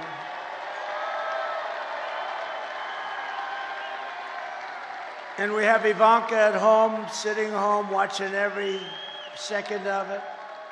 And we have Barron, my beautiful boy, Barron. Barron, he knows more about computers than anybody I closed up his computer. He said, Dad, I'll take it 2 minutes to figure that out. And all of a sudden, the damn thing opened up. I said, Barrett, you got to turn it off. Okay, watch. I turn it off. It's no way. I put a separate code in. He's operating his computer. He's operating it 2 minutes later. So this group here, they are so committed. They didn't have to do this. I guess we all didn't have to do it, but we have to because they want to see our country be so great and so strong and so respected again. When people they're laughing at our leaders. We have a guy can't walk. He can't find the stairways. Look, there's about 6 of them up. He finishes his speech. He can't find the stairways. And she's worse than him. You see what's going on. Did you see her tonight screaming, we're going to win, we're going to win? And she's screaming, and it's like 100 people going, what the hell is wrong with her? But these people are behind me. I love them, but they are really special. They're very talented people. And every one of them. They've been great. Maybe I'll ask Laura to start and say a couple of words. Could I do that? She's the chairman of the party. Comes from North Carolina. I wanted her to run for the Senate. There was nobody could have beat her.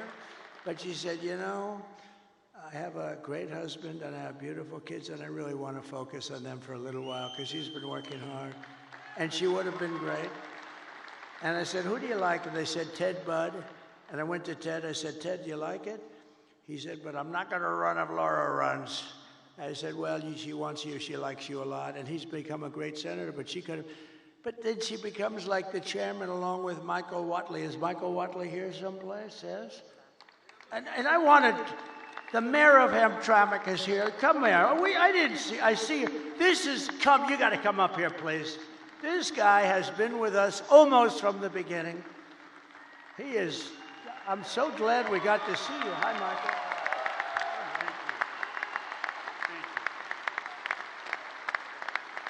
Come here.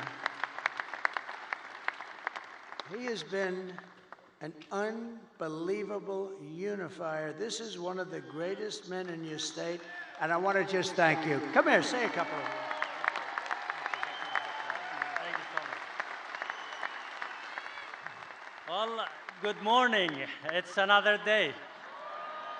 I spoke earlier before you came, and I told the crowd that tomorrow, or today actually, is going to be a historic day, and we shall celebrate a historic victory today.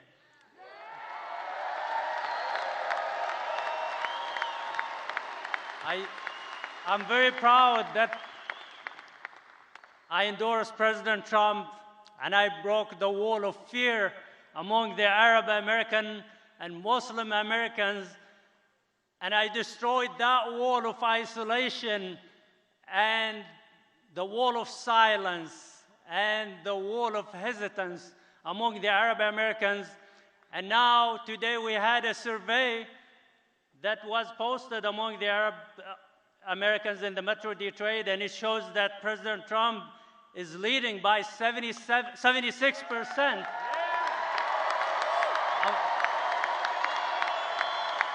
And Harris earlier had 3%, and the rest was for others. So we are in a mission to end that disconnect between the minorities and the Republican Party and to make it the of inclusion. And we are in a mission, which is the priority for us today, to send President Trump back to the White House. So like I said earlier, he has done everything possible to gain your support. He told me last Friday that it was 62 days of hard work with no break and no rest, and today it's 65 days with no rest. So he has used everything possible to gain your support. Hard work, seriousness, comedy, sarcasm, everything. So how is he a threat to our democracy, as the fake news keep saying, and the other party? So I ask you and I urge you to go out and vote tomorrow. And I think we have a big chance. I'm very optimistic that we will make history and we will win and make America great again. Thank you so much.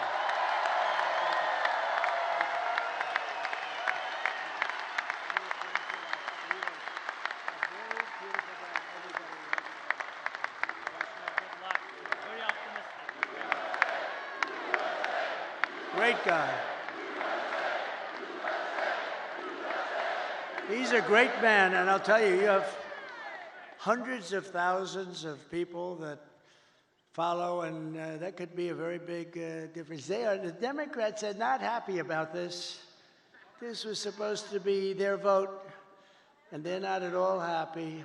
But really a great young guy. He's a young guy, and wow, what a leader. So thank you very much. If we win this state, you're going to be very responsible for it, too, and I think we will.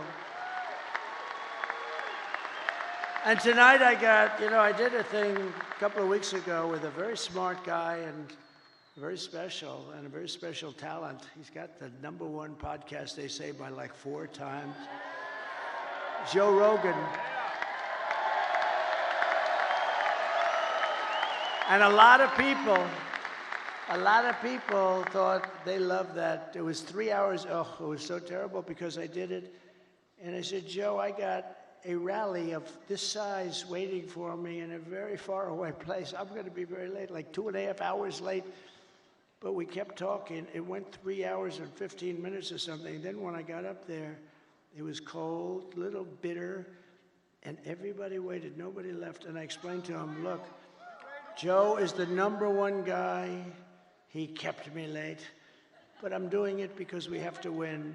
And not one person was unhappy. We had a great time. And I said, we're going to devote a lot more time. It was pretty late at night. It was worse than this, okay? I can tell you.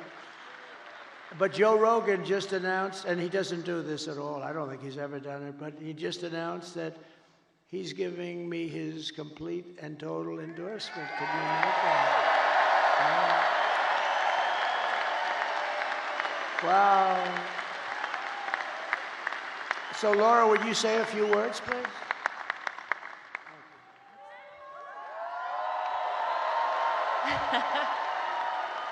Are we ready to turn Michigan red today?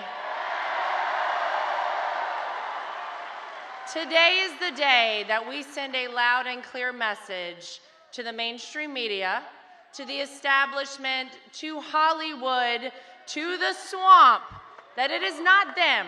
It is we, the people, who get to choose our president. And we're choosing Donald J. Trump. I just want to say thank you. This is a very special night for our family. This has been almost a decade of doing this, and it has been my honor to be a part of this family, to be out speaking on behalf of a man who I love, not just because he's my father-in-law, but because he is going to save this country and going to save the world. Thank you, guys. God bless you. Get everybody out to vote. Thank you, Michigan.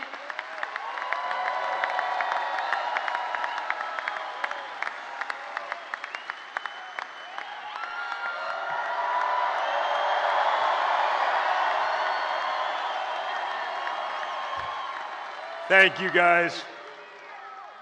Today, when you wake up with not very much sleep, you gotta get to the polls. You gotta bring your friends and your families and your loved ones, and we have to make it too big to rig.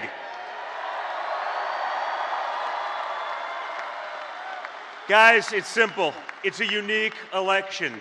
You've lived under both candidates.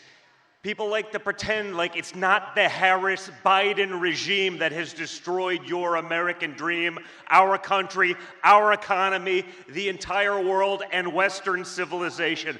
Well, you guys, starting right now, it's on you to reclaim what is yours, your country. It would be an honor for me, for you guys to show the same amount of resolve that this man showed on July 13th when he took a bullet to the face and came back defiant. You guys take that attitude to the polls, to your text messages to your friends. If you've early voted, drive everyone you know to the polls. That resolve is what kept us at peace. That resolve is what made trade deals. That resolve's going to save America, and it's going to put America first again, once and for all. So guys, now it's up to you. You make our country proud like he makes us proud each and every day. Let's get it done, America. Let's get it done, Michigan. Let's go.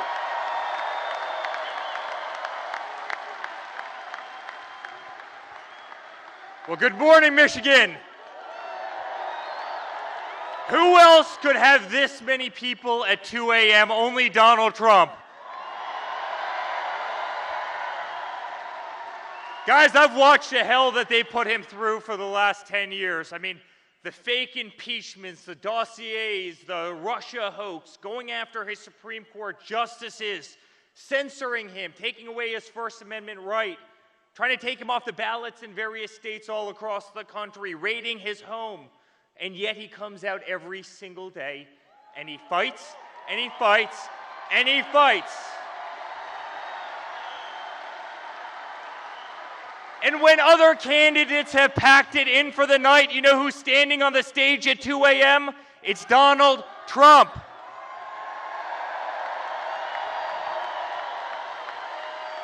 America, it's time for us to pick our fighter, and it's that man right there. And I can tell you, as a son, as a family, we have never been more proud of a person in our life. I have never been more proud to stand on a stage with somebody in my life. He's the most remarkable man I know, and I promise you I will be on the stage till the end of earth with you because I truly believe in you. And I believe what you're doing for this country and what you're doing for our children, and you are going to save democracy in the United States, and you're going to keep peace in the world, and I love you, and we're proud of you, and let's make America great again. Thank you, Michigan.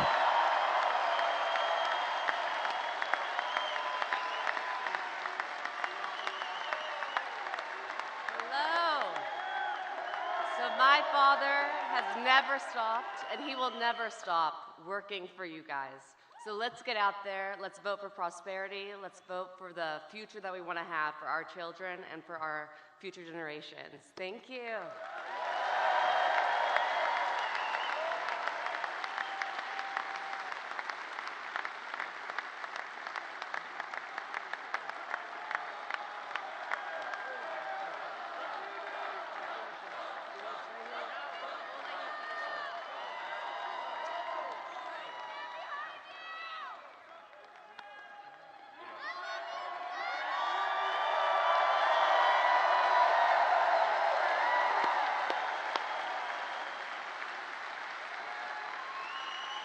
Thank you very much. They're my kids, but I'll tell you, they're very good people. They're good people. They're great people that love our country, and they're working. They don't have to do this. They don't have to do this. So in conclusion, with your vote, we are going to fire Kamala, and we're going to save America. We will cut your taxes, end inflation, slash your prices, raise your wages, and bring thousands of factories back to America and back to Michigan. And a lot of it will be using my favorite word, tariff.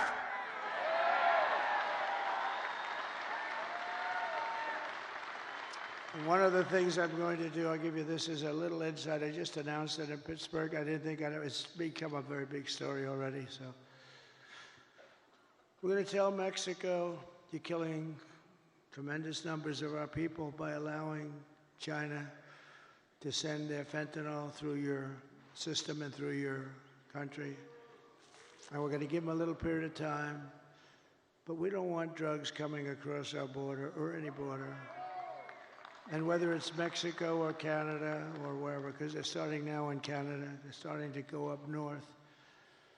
But whether it's Mexico or Canada, we're going to explain to them quickly that if you allow fentanyl and these drugs to come through your country, we're going to charge you large-scale tariffs on everything you send into the United States.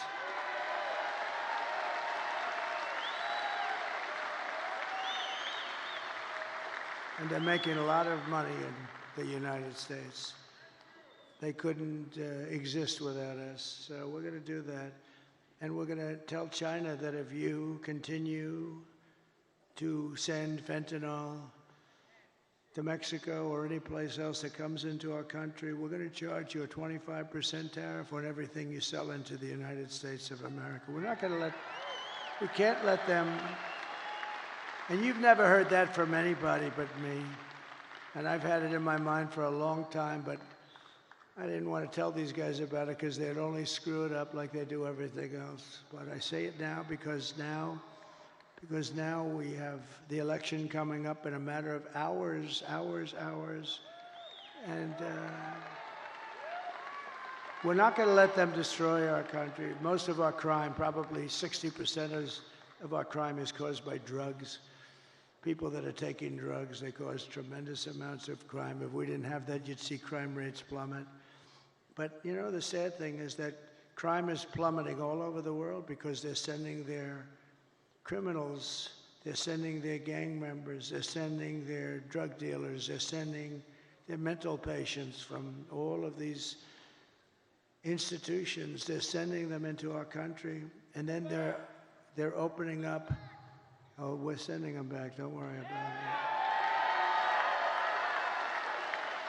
They're opening up their prisons and they're dumping their prisons, all their prison population, Venezuela. They're way down. Their crime rate went way down because they're taking all of their criminals and terrorists and all of the people that are causing all the problems. And then on top of it, they're emptying their jails out into the United States through this very stupid person's open border. I don't know what they're thinking about. But maybe they hate our country, or maybe they want to get people registered to vote. Who the hell knows? But we're not going to allow it. It's going to stop immediately, day one. We're going to build American. We're going to buy American, and we will hire American. I will end the war in Ukraine. Would have never started if I were president. You know, we got more votes. We did great in 2016. We did better in 2020. We got more votes in 2020 than any president by millions, any president in the history of our country. And because of that, I said, I'll sit back and I'll watch. And if they do a bad job, I didn't need this every time, but if they do a bad job, I'm going to run because of how well we did. And if they do a good job, I would actually prefer that they did a great job. If they did a great job, I would say that's a great thing. But I mean, he's the worst president in the history of our country. She's the worst vice president, and she got no votes. You know, they like to say to me, that's not the democratic way to go. You know, it's just a terrible thing. It's just a terrible thing. That's what's going on in this country. But so I sat back and I watched and I saw all the horrible things that were happening, and you know what they are. And maybe the worst was what they've done with inflation, but I actually think the worst is what they've done with their border, because they're destroying our country. We're going to turn it around. We're going to change it really fast. We're going to have the greatest country we've ever had. I will stop the chaos in the Middle East. It would have never happened again. Israel would have never been attacked on October 7th. And I will prevent World War III from happening. I know all the players. And it's a very good chance that it will indeed happen. We will crush violent crime and give our police the support, protection, resources, and respect that they so dearly deserve. We will strengthen and modernize our military. They gave so much of it away to Afghanistan. It's so crazy. I rebuilt our military. We will build a missile defense shield around our country, all made in the USA and much of it made right here. And Ronald Reagan wanted to do it many years ago, and he really was right, other than we did not have the technology. I'm glad we didn't do it, but now we can shoot a needle out of the air. We can shoot a little pin out of the air. It's incredible technology, our technology. We will rebuild our cities, including our capital in Washington, D.C., which is in terrible shape, with graffitis on the beautiful, incredible marble columns and painting the lions and burning the American flag. What they did a month ago was terrible. But we're going to make our cities safe and clean and beautiful again. We'll work with Democrat governors and mayors. We'll probably have to, and that's okay. We will teach our children to love our country, to honor our history, and to always respect our great American flag. We will get critical race theory and transgender insanity the hell out of our schools. And we will keep men out of women's sports. I will defend religious liberty, I will restore free speech, and I will defend the right to keep and bear arms, our Second Amendment. And after years of building up foreign nations, defending foreign borders, and protecting foreign lands, we will finally be going to build up our borders, build up our country, and build up and protect our citizens. It's time. It's called America First. We're going to put America first. We put America last. They put America last. We put America first. And it doesn't mean we're into isolation. We're not. We're going to help the world, but we have to straighten ourselves out, or we won't be able to help anything. And we will stop illegal immigration once and for all. We will not be invaded. We will not be occupied. We will not be overrun. We will not be conquered. We will be a free and proud nation once again, and that will take place rapidly. Everyone will prosper. Every family will thrive. And every day will be filled with the opportunity and hope, and maybe above all, the American dream will be back. It's going to come back. We're bringing it back for your children. And we're bringing it back for yourselves. But for that to happen, we must defeat Kamala Harris and stop the radical left agenda with a landslide victory that is too big to rig, too big. The silent majority is back, and tomorrow you need to get out and vote. We have a silent majority, but we're just sort of speaking up. This has shown that the level of enthusiasm is 5 times greater than their level. They have no level of enthusiasm. They don't believe in her. They know she shouldn't even be running. They are, as they say, a threat to democracy. What they've done is a threat to democracy. They stole the presidency away from a very angry man. I watched him last night. He's a very angry man. I'm convinced that he likes me more than he likes Kamala. I'm convinced. For the past 9 years, we have been fighting against the most sinister and corrupt forces on earth. With your vote in this election, you can show them once and for all that this nation does not belong to them. This nation belongs to you. It was the hard-working patriots like you who built this country, and tomorrow it is the hard-working patriots, meaning today, like you, who are going to save our country. After all we've been through, and we've been through a lot together. We've gone through these rallies. Almost everybody is here. I have people that have been to more than 300 rallies. They're here tonight. They were at the one this morning, the one tonight. They actually missed 2 of them. I can't even believe it. But these are incredible people and incredible patriots. But we stand on the verge of the 4 greatest years in American history. With your help, we will restore America's promise, and we will take back the nation that we love. We love this nation. We are one people, one family, and one glorious nation under God. We will never give in. We will never give up. We will never back down, and we will never, ever surrender. Together, we will fight, fight, fight, and we will win, win, win.